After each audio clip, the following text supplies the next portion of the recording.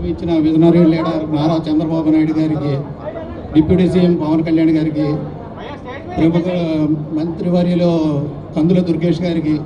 నా హృదయపూర్వక కృతజ్ఞతలు తెలియజేసుకుంటున్నాను. వారి ఆలోచన విధానానికి అనుగుణంగా నా వరకు నేను నా కర్తవ్యం నిర్వహించి ఈ సక్సెస్ఫుల్గా కంప్లీట్ చేస్తానని తెలియజేస్తున్నాను.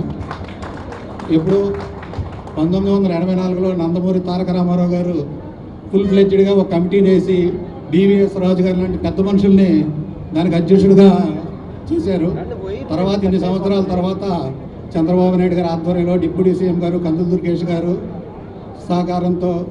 నందమూరి బాలకృష్ణ గారు ఇచ్చిన సహకారంతో మళ్ళీ ఈ కొత్త కమిటీని ఫుల్ ఫ్లెడ్జ్డ్గా డైరెక్టర్లతో నిర్మించినందుకు వారికి నా హృదయపూర్వక కృతజ్ఞతలు తెలియజేసుకుంటున్నాను. నందమూరి తారక రామారావు గారి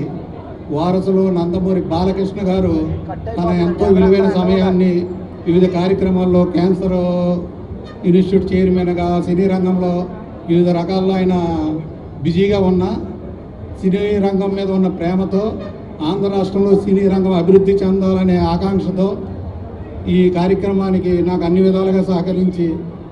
ఇది చేసినందుకు బాలకృష్ణ గారికి జీవితకాలం రుణపడి ఉంటాం.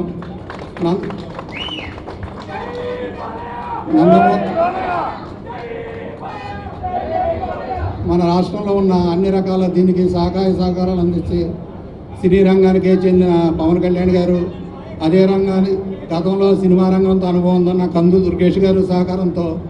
ఈ సినీ పరిశ్రమ అభివృద్ధికి నా వంతు కృషి చేస్తానని అందరికీ సభాముఖంగా తెలియజేస్తూ ఈ అవకాశం నాకు రావడానికి కారణభూతులైన బాలకృష్ణ గారికి, నందమూరి మోహన్ కృష్ణ గారికి నా హృదయపూర్వక కృతజ్ఞతలు తెలియజేసుకుంటూ తెలుగు చలనచిత్రంగా అభివృద్ధికి ఆంధ్రదేశంలో నా వంతు ఇది చేస్తానని మీ అందరికీ తెలియజేస్తున్నాను.